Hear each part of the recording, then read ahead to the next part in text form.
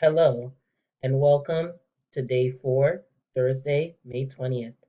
Let's see what you have to do for today. First, you'll watch the video, then you'll click Async. There are two activities in Async. The first activity is formal versus informal. Earlier this week, you did a Nearpod about formal writing and informal writing and speaking. So what you will do is you're going to do a scenario and answer in a formal way and in an informal way. Okay? You're asking someone to meet and discussing something important.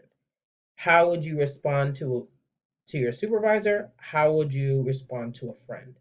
And you type it here in the comment section.